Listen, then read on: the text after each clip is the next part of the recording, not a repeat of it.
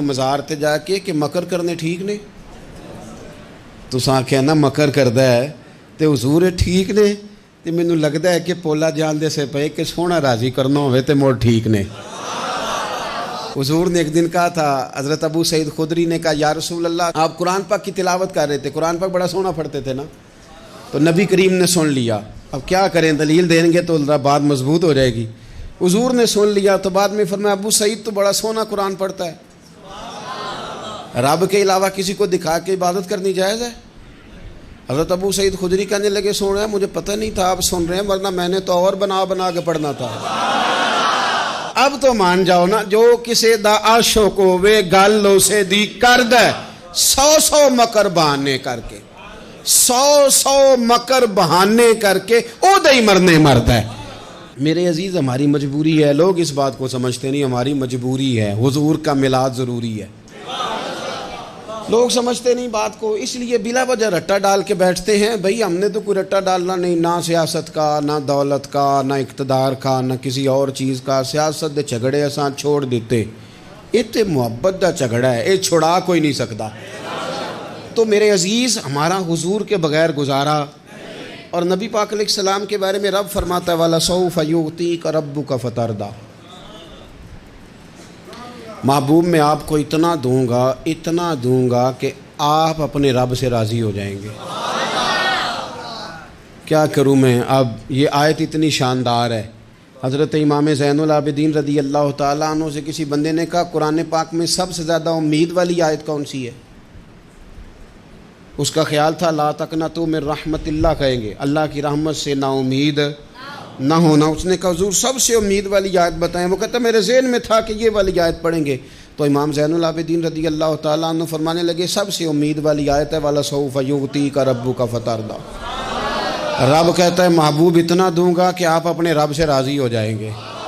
آیت نازل ہو گئی تو حضور پتہ کیا فرماتے ہیں صحابہ سے؟ فرماتے ہیں رب کہتا ہے حبیب تجھے راضی کرنا ہے، اور جب تک میرے سارے غلام جنت میں گئے نہ میں نے اللہ سے راضی ہونا ہی نہیں، میں نہیں راضی ہوتا اللہ سے۔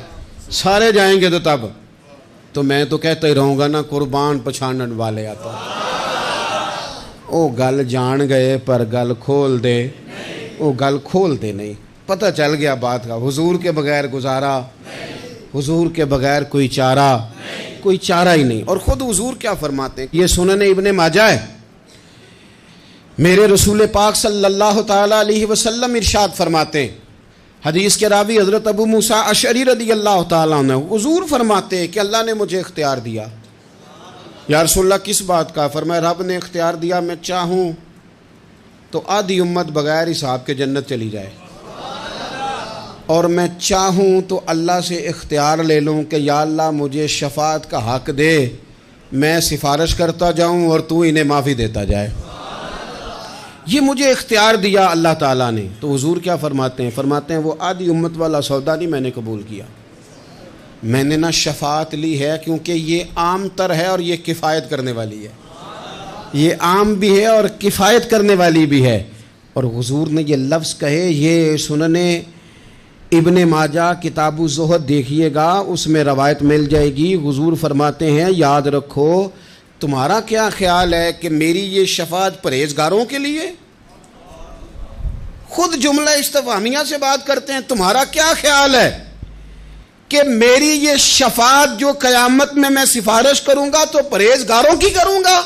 حضور فرماتے ہیں نہیں، میں قیامت میں گناہگاروں کی سفارش کروں گا، میں گناہگاروں کی سفارش کروں گا، گناہگاروں کے لیے عرض کروں گا اللہ کی بارگاہ میں۔ کچھ دن پہلے میں کہیں پڑھ رہا تھا کسی کا مضمون، اس نے تشبیہ کس طرح کی دی ہے مجھے پتہ نہیں، لیکن لکھ دی بات، کہنے لگے ایک وکیل ہوتا ہے ایک شفیع ہوتا ہے، ایک وکیل ہوتا ہے ایک، حضور وکیل نہیں ہمارے، حضور ہمارے شفیع ہیں، شفاعت کرنے والے ہیں۔ وکیل یہ کہتا ہے جج صاحب سے کہ یہ جس کا میں وکیل ہوں نا اس نے نا غلطی کوئی نہیں کی، اسے معاف کر دیں۔ وکیل یوں بحث کرتا ہے، کہتا ہے اس نے کیا ہی نہیں، جرم معاف کریں۔ اور جو شفیع ہوتا ہے نا وہ کہتا ہے مالک اس نے سارے کیے، تو میرے آنے کی لاج رکھ اور اسے معاف کر دے۔ یہ وکیل اور شفیع کا یہ فرق ہوتا ہے کہ شفیع کہتا ہے سونے سارے کیے ہیں، بڑے بڑے پاپ کیے ہیں، پر میں جو آ گیا ہوں تو مہربانی کرنا معافی دے دے۔ میرے عزیز، حضور کے بغیر کہیں بھی گزارا نہیں ہے۔ ہم نے نا جب یہ بات سمجھ لی، اور پتہ ہے نبی کریم صلی اللہ علیہ وسلم نے آگے بڑھ کے خود بھی کئی مقامات پر اس بات کو کھول کر مختلف انداز میں بیان کیا۔ حضرت عبداللہ ابن عباس رضی اللہ تعالیٰ عنہ کی روایت آپ دیکھ لیں، یہ آپ کو مستدرک میں ملے گی۔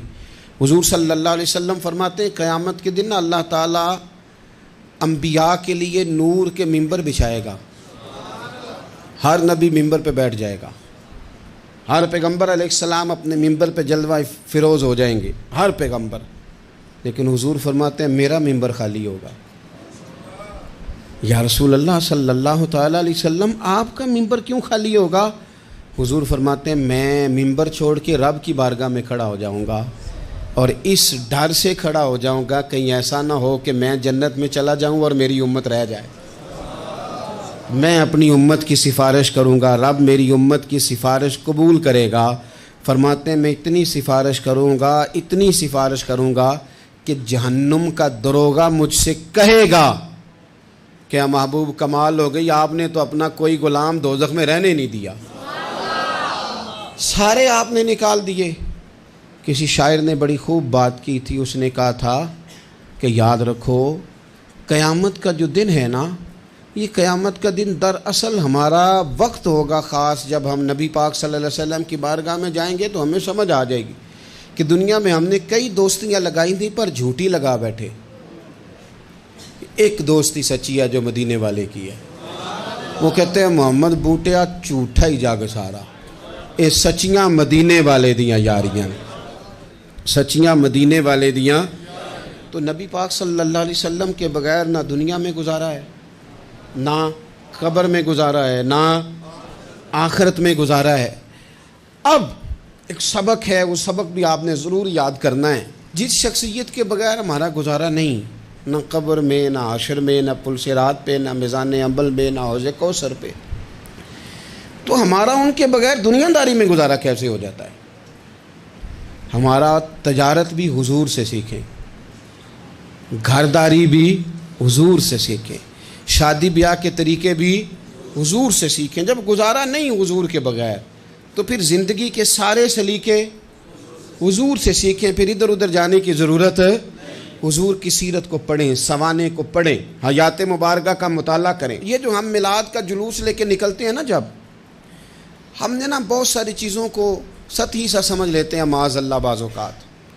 یہ جب ہم میدان میں نکلتے ہیں نا میلاد کے جلوس میں، حضور کے نام کا نعرہ لگاتے ہیں، تو ہم نہ للکارتے ہیں اس نظام کو جو نظام حضور سے پہلے تھا۔ امیر غریب کی تقسیم تھی، ذات برادری کی تقسیم تھی، چھوٹے بڑے کی تقسیم تھی، گورے کالے کی تقسیم تھی۔ ہم جب میدان میں نکل کے نعرہ لگاتے ہیں تو ہم اس نظام کو للکارتے ہیں، ہم کہتے ہیں وہ نظام نہیں چلے گا، اب حضور کا میلاد ہو گیا ہے۔ اب نظام وہ ہے کہ جس پلیٹ میں ابو بکر صدیق کھانا کھائیں گے اسی میں بلال حبشی بھی کھائیں گے۔ اب نظام وہ ہے کہ اگر غریب آدمی جرم کرے گا تو سزا ملے گی، تو اگر گورنر کا بیٹا جرم کرے گا تو سزا اسے بھی ملے گی۔ اب حضور کا نظام آ گیا، ہم اس نظام کی طرف بڑھتے ہیں، اپنے آپ کو حضور کے قدموں کی طرف مائل کریں۔